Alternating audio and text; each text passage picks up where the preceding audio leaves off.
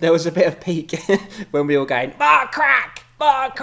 So I had to kind of slightly edit around that as much as I could. I hope you kept in as much more crack as you could. Hello and welcome back to the How I Ripped Off Buffy the Vampire Slayer podcast. My name is Chip Thompson and this is my co-host and co-man, MC. Hello. That would be me, I think. If you're my co-man, does that mean we're both half a man, but together we are one? Oh, like Voltron. Sure. But a man version. Yes. Not a robot? Yeah. Is he a robot? Yeah, I only know it from fucking American pop culture references. Yes. It's like Coca-Cola and freedom. Yeah. This is episode 21 of season 2. We're rapidly getting to the end, MC. We are approaching. We're in the end game now, basically. Yes, awesome. This episode, MC, this episode is called CAPORAL. That's really not spelt right in any way at all. Because I believe what I was trying to say with this episode is corporeal, yes, which means having a body. Okay. So the pop filter is haunted. Okay, everything's fine again. We can keep going. Okay, let's keep talking about the shitty title of this episode. Okay, it's pretty shitty. Yeah. So I spelt it as CAPORAL, which is incorrect. What would that be to do with hats? Oh, CAPORAL. Oh, CAPORAL. CAPORAL, okay. The title of my Avengers fanfiction. It's not very imaginative, I admit. It's more descriptive. Can you lend it to me? Because I'd really like to read that, please. Thank you. It stars you. Good, excellent. We could read that for the podcast, maybe. I'm going to make you write that. What happened last time while we make this intro go on even longer? We recorded that a while ago, let's be fair, come on. Don't break the fourth wall. I tell you what happened last time. Yeah, cool. The gang went camping into the murder woods. I remember that bit, yeah. Yeah, and there was a small group of forest-like gremlins called the Cuckian who took out, or with MC's help as well, they took out the evil witch doctor Solaris, who made a very bold prediction, MC. Not only would MC lose someone close to him, he also said something about his son. Oh shit, yeah. And there was also some bullshit plot about Jupiter going around the sun and blocking it for the Earth, and he was going to take over Jupiter. Yeah. Yeah. I forgot about that. Let's just not talk about that so much. It'll be fine. Take out Earth first. Yes. But one thing we didn't look at in the last episode, or the episode before actually, was the fallout from Chip. Oh, that's losing very true. Scoot and Steph. I feel like in this episode we may be dealing with that a bit more, so important to mention. And that's where we are now. So let's get on to it. This is episode 21, CAPORAL. Previously on Tamora Gayson. MC travels to a nearby graveyard where there has been reports of zombies rising. He manages to kill one thanks to a chainsaw, but there are too many. He only survives thanks to an old, strange Chinese man who kills some zombies before the rest run off. Chip hits a well-known vampire hangout. He is knocked unconscious by a vampire wielding a fire extinguisher. He later wakes up in a strange building, lying in a hammock. An old Chinese man walks into the room, so he's old and strange. We've established this. Okay, so the Chinese man introduces himself as Shinno Khan. He explains that MC and Chip have been chosen to fight the evil in the world by an ancient and secret society, the Ku Claw. So all Chip could do was watch as Lee walked through the mansion's front door and staked Scott! Hell yeah! Oh my god! No! Chip yelled. It was late, and everyone on Tokyo was sleeping. Good start here. First sentence. Everyone on Tokyo. Sounds like a drug, doesn't it? Oh, I didn't think of it. Yeah. Hey, we're on Tokyo. That means we're gonna sleep. Yes. It's just a sleeping pill. It's a cool name for a sleeping pill. That would be a cool name for... And you know what they say about Tokyo? It always sleeps? Yes. It's the opposite of New York. East meets West. It was late, and everyone on Tokyo was sleeping. Except for the numerous stockbrokers trying to keep their pulse on the world market. Brothels that catered for even the most discerning individuals, and of course, evil. None of those are on Tokyo. Can we combine all three? Is there like an evil stockbroker who's also quite a discerning brothel customer as well? I feel like that's really not a stretch. Yeah, true. Yeah, I feel like that's probably a thing that occurs all the time. Yeah. Also, the world market does close. The stockbrokers must have a rest, right? Maybe except the evil brothel dwelling ones. Is there an evil stock market? Isn't the stock market evil? Fucking capitalism. God, fight the power. In one particular alley, 2 vampires were busy. Not with a body, but with crates. Oh no, not crates. And that's where we're going to end episode 21. Look out, he's got a crate. Maybe the crate is full of evil brothel stockbrokers. That makes sense. Oh boy, there's a lot going on. That's how they reproduce. This is the first paragraph. Which one is it? One of the vamps who appeared to be stuck in the 80s asked, was that your 80s? Is that your best 80s? That was clearly an 80s voice. You could hear the hairspray. Yes, that's true. And the Tokyo, they've all been taken. Yeah. Which one is it? One of the vamps, who appeared to be stuck in the 80s, asked. His partner, a more well-dressed and clean vampire, replied, I don't know. If I did know, don't you think I would tell you rather than sitting here twiddling my thumbs? That's the clean vampire, MC. That's how we discern them. One's 80s vamp, one's clean vamp. New characters. I thought when it said stuck in the 80s, I thought it meant like he had been vampired when he was 80, so there's just this really old vampire. Oh, okay. Doddering around like, come here, I want to suck your blood. You very rarely see that, do you? That Yeah, never happens. it's true. There was a thing where there was a vampire baby. That might have been an angel. I think that might have happened in an episode of Angel at There some was point. a vampire kid.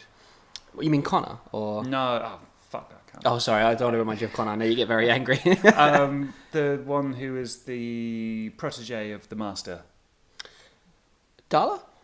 No, it was like an 8-year-old kid. Oh, yes, yeah. Oh, my God, it's my Buffy I know Buffy more than you. Oh. It's my fan fiction. No, I don't want to take ownership of this. Yes, please tell the world you wrote this, please. 80s vamp crashed open another wooden crate. Being very careful not to catch his heart on one of the splinters from the box, he pulled away the straw and revealed a vase. I feel like you probably don't need to worry about accidentally staking yourself on a splinter if you're a vampire. Oh, come on. In Buffy, people get staked. The vampires get staked so easily. Yeah, true, like, Willow can do it, Xander can do it. True. You just literally put the wood up to the chest and like go poof. Yeah, true. Yeah, I'd be worried if I was a vampire. Is this it? He asked. Smart Vamp knelt down beside his colleague and studied the pink vase. Do you know what we're actually looking for? 80s Vamp nodded and said, Yeah, the vessel of Bridget. Bridget. Bridget. Are we going Bridget? Bridget, yeah. The vessel of Bridget. The vessel of Bridget. That's what I said. What's the matter with you, huh? Okay, we're looking for a pink vase, which is the vessel of Bridget. That is correct. So does this thing look like an ancient and mystical source of power?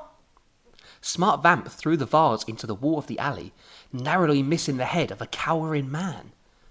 I mean, he's smart in appearance and in brain. He's clearly the brains of the operation, yeah. Just ask him. 80s Vamp said, indicating to the ground man who was the driver of the truck. And hurry up. I don't like being out too late. Because he's on Tokyo, so he likes to get to bed early. The smart vampire stopped on his way over to the driver.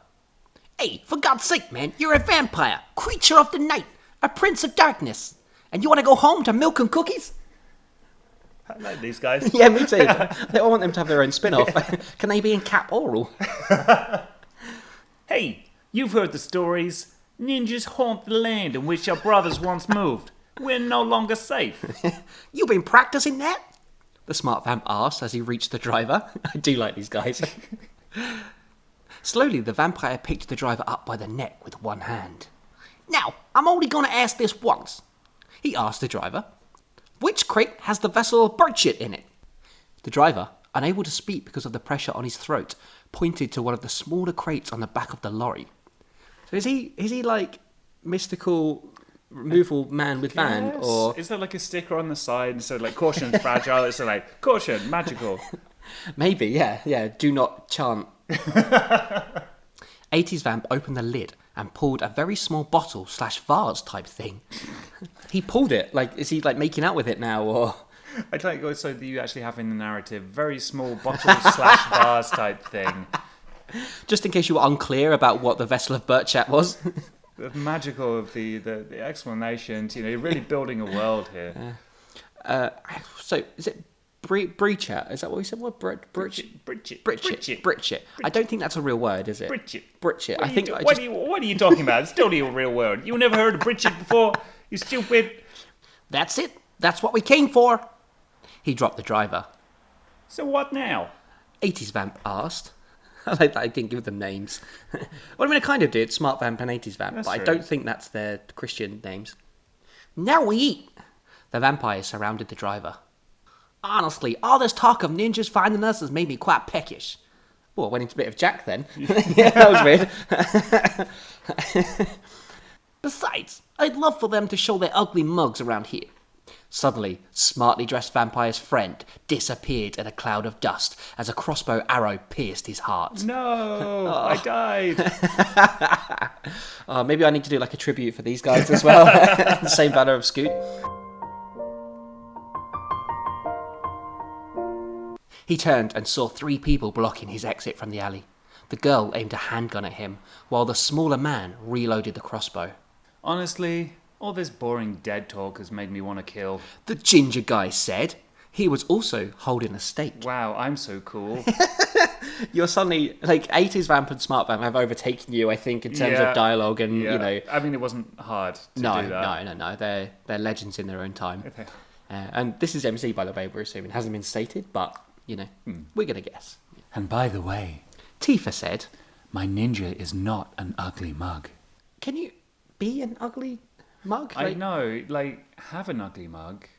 Maybe, Yeah.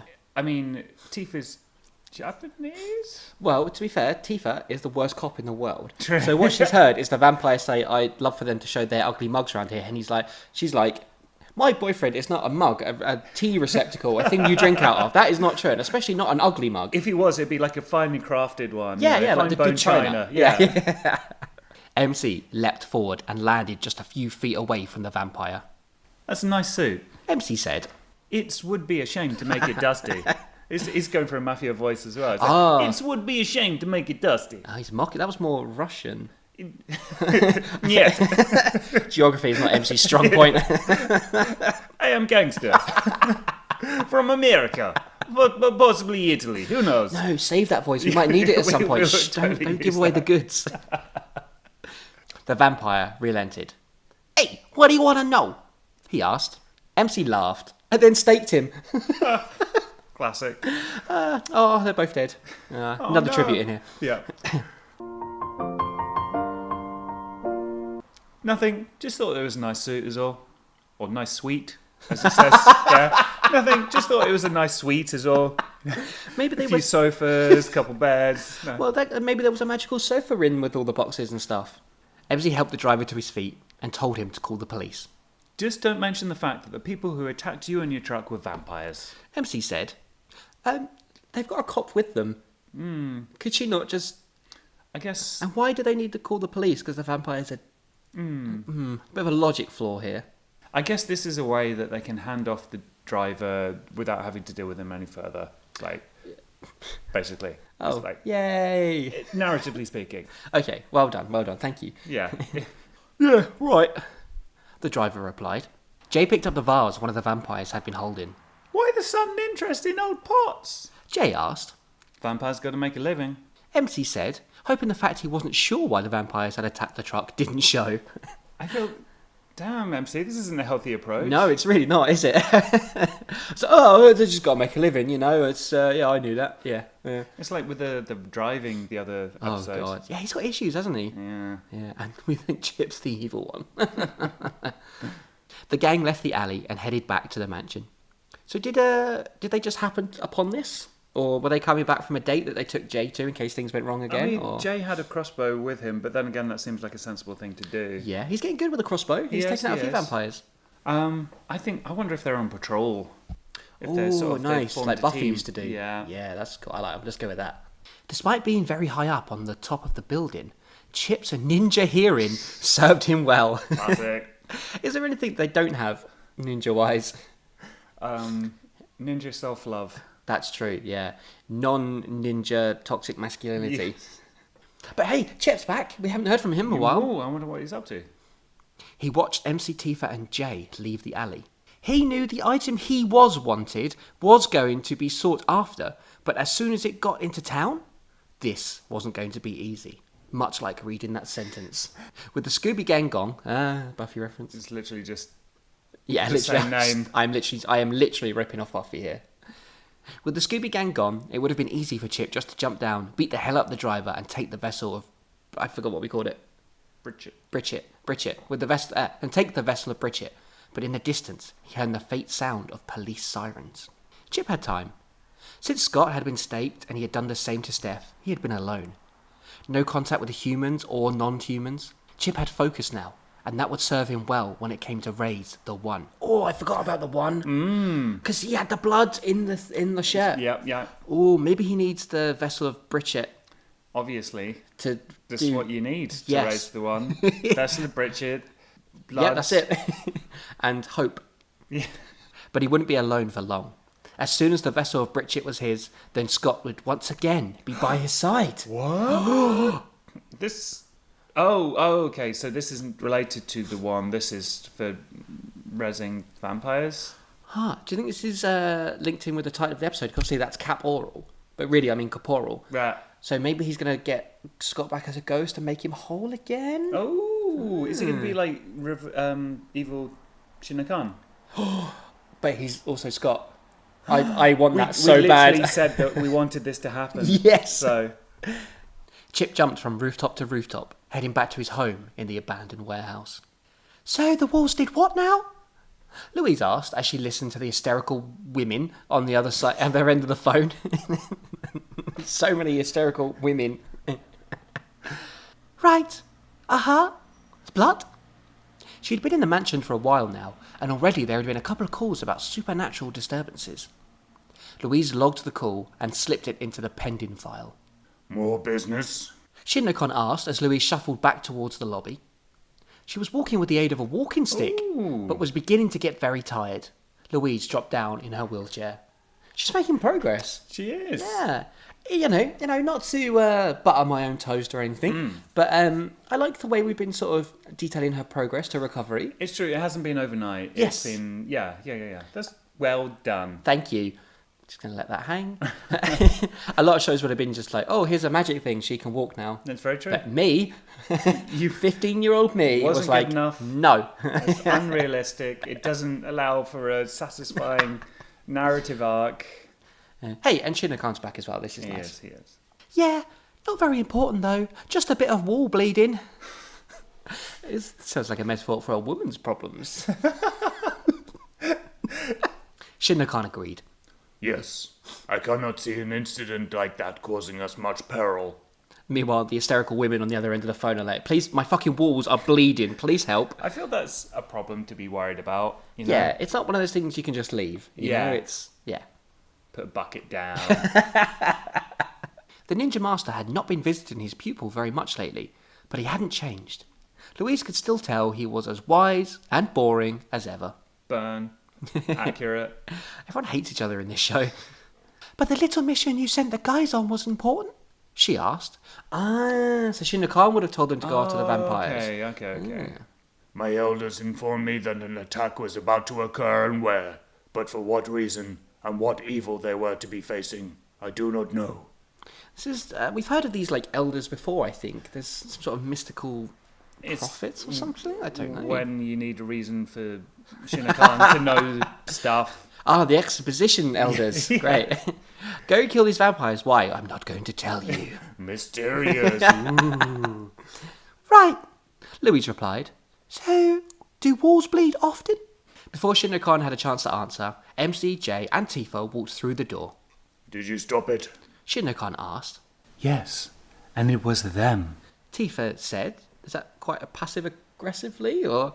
Is it? I don't know, like, did you stop it? Yes, and it was a them. Is that how I sounded, or how you think it should be read? That's just how I interpreted that at that time. I don't think it is. I think you just got a bad view of women. I mean, if you read this, I think, yeah, that's fair. Vampires, to be precise. MC corrected. Oh God. Corrected.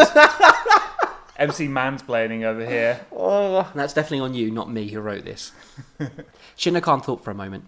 He wondered what significance in a vampire attack would mean to the Ku-Claw elders. What were they after? He asked MC. The driver of the lorry, I suppose? MC said as him slipped his coat off. There was a lorry. MC nodded. What were its contents? MC told Shinna-Khan of the numerous artifacts that were in the wooden crates that scattered the road of the alley. Vases, pictures, museum stuff. Did it not dawn on you that one of those items could have been an ancient and mystical amulet of some kind that could bring about the ruining of mankind? Fucking hell. Fuck off, Shinna-kan. Yeah, Jesus jeez. Christ. Yeah, I'm going to my room. Everyone's a bit sort of tonight. Yeah. MC pulled up a chair by Louise. Jay and Tifa joined them. Only Shin-no-kan stood, and he was in full teacher mode. Funnily enough, MC replied. no. Oh, Bitchy bitch. yeah. I think it's going to get worse. The elders would not send you on a mission without good reason. There must have been something. What can I say? I saw 2 vampires and I dusted them. Ninja style. And then MC turned his baseball cap backwards, jumped on his skateboard, and got out of there. Later, Teach. Shin-no-kan sighed. Well, look at the time. Tifa said. I'm exhausted. I should really go to work. Everyone said goodbye to Tifa, as did MC, but in a slightly different way that involved his tongue. Yum. Ew. Ew. Once he'd shown Tifa out of the door, MC rejoined the others. He spoke to Shin-no-kan.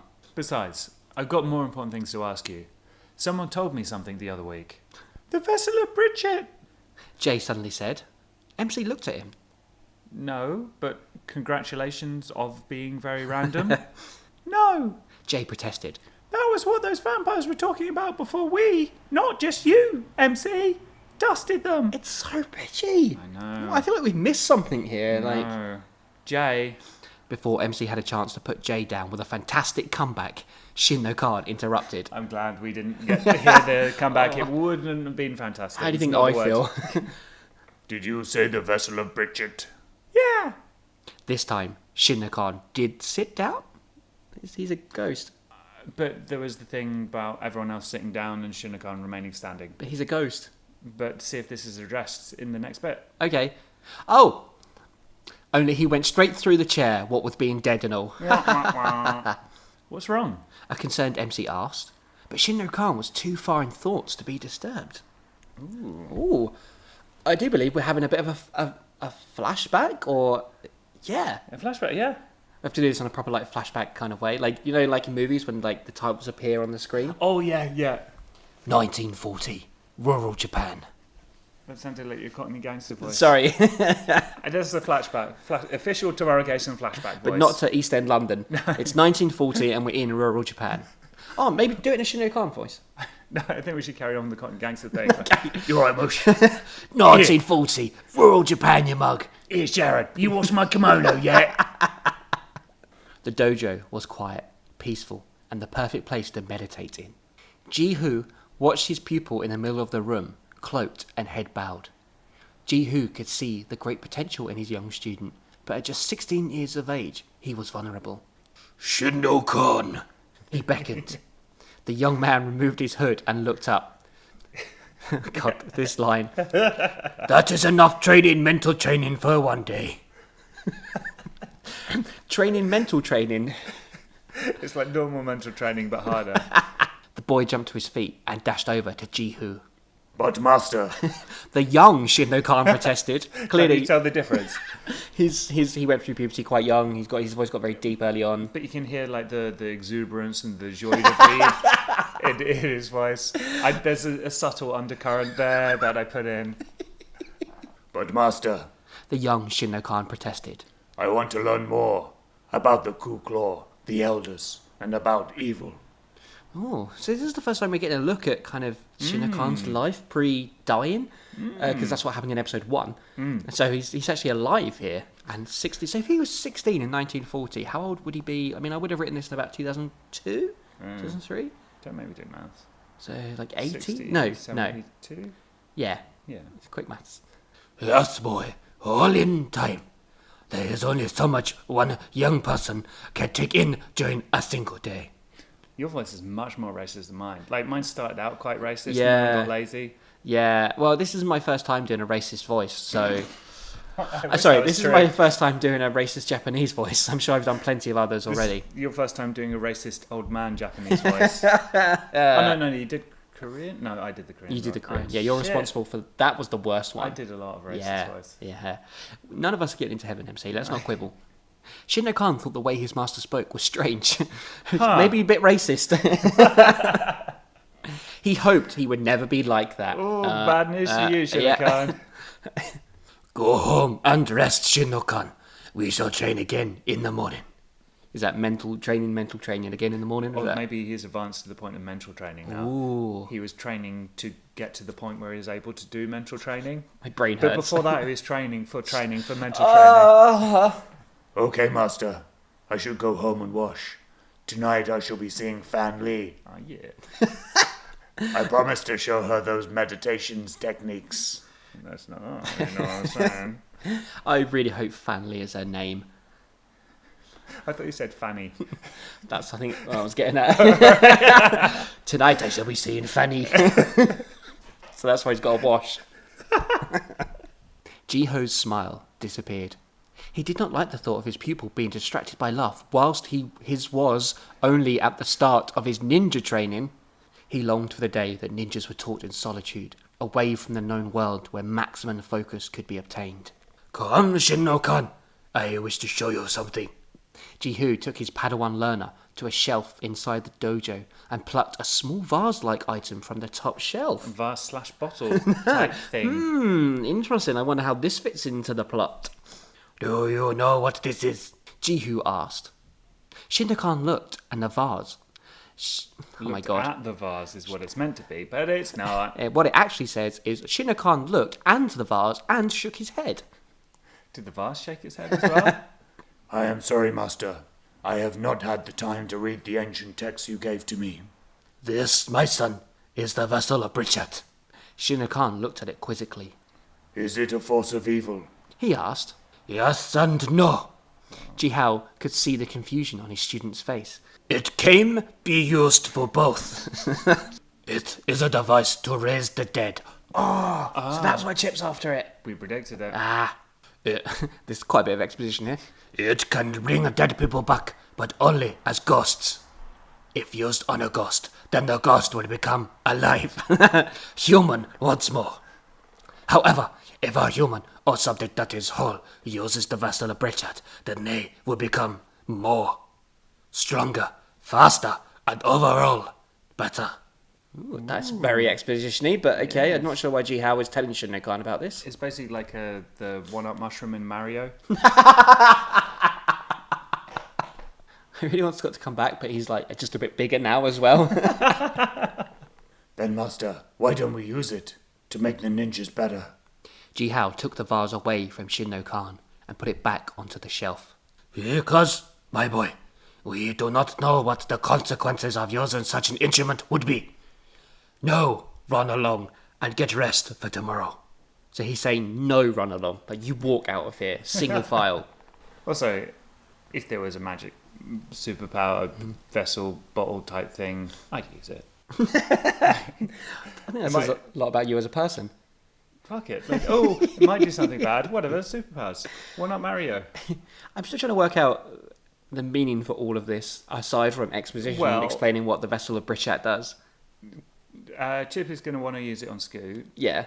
MC and the gang are going to get hold of it and wonder about bringing back Shinno-kan. Ooh. And he's going to say something weird like, oh, no, I can't do that because of the natural order of the blah, blah, blah, blah, blah. But why is Jihao showing Shinno-kan? So he can... Because he was all like, don't be in love with a woman now. Let me see. Oh, look at this vase. Is Shinno-kan just like a magpie where it's like, shiny thing, shiny thing, shiny thing? Let's read on and find out. Jihao watched the young ninja leave. He had a good feeling about Shinno-kan. He foresaw a great future as a ninja for him. There was a tightness in Jihao's chest. Firstly, he mistook it for love and admiration for his pupil. But it got tighter and tighter, and then Jihao realised he couldn't breathe. Jihao turned around and saw him standing there. I've come for it, Jiao. There's nothing you can do to stop me. He said, okay, who the fuck is this? Despite being very proficient in all ninja skills, exactly like hearing and senses and all that, despite being proficient in all ninja skills, Jihao was unable to stop the vessel of Bridget from being taken. The ninja master only hoped that Shinno-kan would be able to continue training without his father. Oh my god. My god. Oh. I don't know why that's so shocking, but Shinno-kan's dad. Jihao died, watching the vessel of Bridget being taken from his very protection. Oh, Shinno Khan lost his daddy. He's got a tragic backstory as well. Yeah. Yes. Oh my god. Also, that means Shinno Khan is his first name, not his whole name. Huh. Shinno Khan how? But is Jihao just a name, or... Oh, but is it the thing where the first name is their surname or something? To be honest, probably didn't look into this and just made up Japanese-sounding names. You might be right. Yeah. Also, Shinno Khan's Chinese. We forgot about that. That makes us really bad people. He was born in China, but he moved to Japan during the World War when China and Japan were at war. I think. So he moved to Japan where there was war. Well, I'm pretty he was sure 16. that Japan invaded China in the Second World War. Okay. The Second World War was like 39 to 45, which is when this is taking place. Yes. So he... You know what? That's all I need. Let's just leave it there. That'll Yeah. do. Sure. Maybe ninjas get special passports, I don't know. Ninja passports. They wouldn't need them. It just sneak through. True. Okay, I think we've switched back to the modern day now because we didn't say modern day Tokyo. But I'm going to do it anyway. Modern day Tokyo. The group was silent after Shinno Khan's trip down memory lane. None of them had known much about his past, including MC, who'd been taught and guided by Shinno Khan. I'm sorry. MC said. I didn't know your father died like that. It is not important. Shinno Khan replied, back to his more mature 80-year-old voice now. It is not important. Shinno Khan replied, shrugging off the memories of his father laying motionless in the dojo. We must find out who would want that vase, and why. Do you think that the person that MC stopped himself. attacked your dad is the one trying to get hold of off the vessel? A lot of kind of small spelling errors in this episode, yeah. I feel like we've missed that a bit this season. In a way, like, they're not as glaring as they were in the first series. No. We don't need to include them anymore. It wouldn't feel right skipping over them. No, you have to read it as it's written. That is the Exactly. rule. That's how we started, that's how we'll end. That I do not know. Not even the elders can keep track of that man. He is a primordial evil who changes his appearance every few decades. Impossible to track down. Ooh, that's quite interesting. Yeah. Are we setting up like a new big bad here or something? Or it seems like we're foreshadowing. But it was me, so probably not. He'll die at the end of this episode, or he just won't ever be mentioned again. Yeah, that's more likely. Well, one thing's for sure, Louis said. Every single soul-sucking fiend in Tokyo is going to want to use that vase. Never thought of a vase in a threatening manner before, but here we are. Still on the roofs of Tokyo's buildings, Chip followed the lorry. It was being driven by 2 police officers, and he guessed they were taking... It was being driving. Sorry. Got to stick to the rules. It was being driven by 2 police officers, and he guessed they were taken to the crime evidence room back at the police HQ. Like the entire lorry. Just crashed through the wall. Once Chip had returned to the warehouse, he read the passage in a book about the vessel of Britchat and how it worked. There was a bit of black magic involved, but Chip was prepared to take whatever consequences followed that. He just wanted his brother back. Poor Chip. Poor evil Chip. All he wants is to get his murdering, evil, soulless vampire brother back so he can end the world and kill his friends. Oh, so tragic. I mean, there's Romeo and Juliet, and then there's Chip pining for his dead brother. The lorry took a sharp left and headed for the turning, which would take it onto the motorway. There were no more buildings for Chip to follow, so he stood on the last available one and waited for the lorry. So he assumed that he's like running across the rooftops, keeping up with this moving vehicle to track it to wherever it's going. It happened in Buffy once and you ripped it off. Yes, thank you. When the lorry was directly below him, Chip stepped over the edge of the building and fell around 70 foot. And I'm assuming he's going to like break his legs when he lands, and that's the end of the episode? I wish that was true. He landed feet first on the top of the lorry, as quiet as a mouse.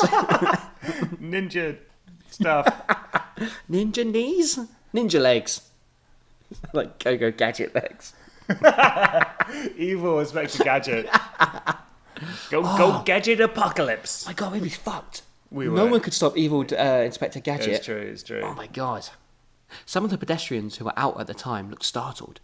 It wasn't every day you saw a man jump from a very tall building and land on a lorry. I mean, not every day. Not Maybe every every other day.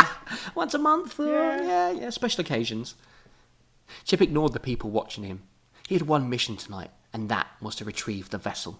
Is it police protocol to take a van or a lorry away from someone after someone's tried to steal stuff, or... I guess the driver didn't specify vampires, right? So maybe you came up with a wacky story. Maybe they arrested the driver. Like, MC wasn't there to, like, explain, so they were like, oh, you've done this, we're going to nick you. After about 10 minutes of travelling, Chip noticed a lorry was being followed. At first, he thought it might have been MC, but it wasn't. The Black Mondeo was carrying 3 demon-like creatures with a human driving. The most evil of the 4 line. They were getting closer and closer, and eventually were right alongside the lorry. Could this be the person, the devil, that killed Shinno-Kan's father? Maybe. Maybe. Suddenly, the driver of the Mondeo turned on the steering wheel and rammed into the side of the lorry. Most of the damage was done to the car due to the size of the lorry, but the car still kept ramming. Not the most intelligent of demons, obviously. Chip knew he would have another chance to catch up with the vessel again, but first he had to take out everyone else who wanted it. Again, he jumped, this time from the lorry onto the roof of the car. Almost instantly, the car slowed down and the lorry sped off. Chip punched through the roof of the car and grabbed a hold on the driver. Ninja strength? I feel like the ninja powers have gotten upgraded in this one. Well, I mean, they've been training for 2 or 3 years now, MC, so... It forced the car to brake. Chip flew off the roof and landed on the hard concrete road. Why didn't he use his ninja balance? Or his ninja wings that he's grown. I wouldn't put it past you. I really wouldn't.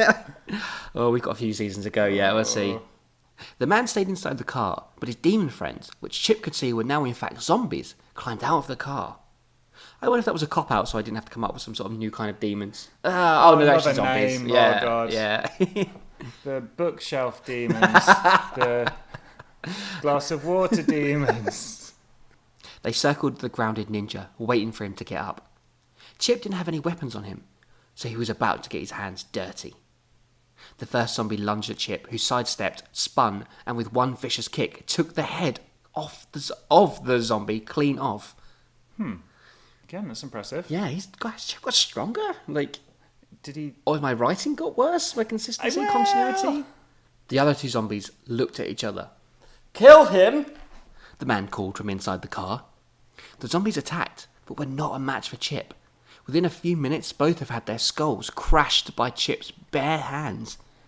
Their skulls were crashed. I'm not sure what that is, but I like it. The man in the car started his engine, but before he could drive off, Chip yanked him out of the car. Please, for the love of God, don't kill or hurt me, he pleaded. Chip threw him, spelt incorrectly, to the other side of the road with one hand and climbed inside the car. He had to find the lorry before it was gone. So yeah, Chip's got a lot more powerful. You know what I think it is? Ninja grief. It's just made him a lot stronger now because he's mourning. I want to see the words ninja grief written in this. Oh, it'll come. It'll come. Yeah, well. Louise J and Shinno-Kan watched MC talking on the phone. Do you reckon it's good news? Jay asked, "When is it ever?" Louise quipped. MC hung up the phone and walked towards the gang. Good news, my friends. He said pleasantly. Louise and Jay looked at each other. MC continued. Tifa said the lorry was on the way to the evidence room to be locked away, but she managed to pull a few strings and the vessel or Britchat is on its way to us. Could be a vessel, could be a Britchat, who knows Be a which. bottle, like, who knows? How so? Jay wondered. Apparently, everything in that truck was off to the Tokyo Museum of Art, but she told her chief that the vessel belonged to us, so he agreed to let the owner take care of it. Oh, that was easy. Yeah. No, you don't have to prove it with paperwork or, anything like that. No. That's mine. Just take the advice of the best detective on the force. That is good news. Shinno-Kan said dryly. But we must be prepared. What for? MC said. Louise answered. Because every creep in the world who is after that vase, I know, going to be coming here to get it.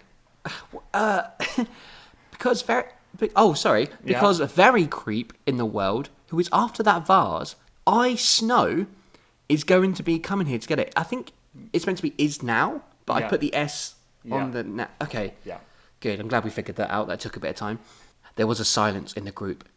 Only the sound of a lorry pulling up outside broke it. MC jumped into his leadership role. Jay, upstairs now. Go and grab every kind of weapon up there. Shinno-kan, come with me, just to make sure we get the right thing this time. And Louise, make some tea, For fuck's sake. because that's all you're good for.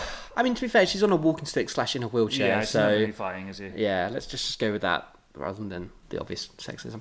The group got to work. On making tea. Going upstairs. Doing a steady 120 miles per hour, Chip had managed to catch the lorry up. However, there had been a new development. I don't want to boast here, but MC was driving at 130 in the other episode. And he wasn't even chasing anything, he was just casually cruising. But you've got a car from the 50s, MC. Like, naturally, that's going to go quicker than a Ford Mondeo.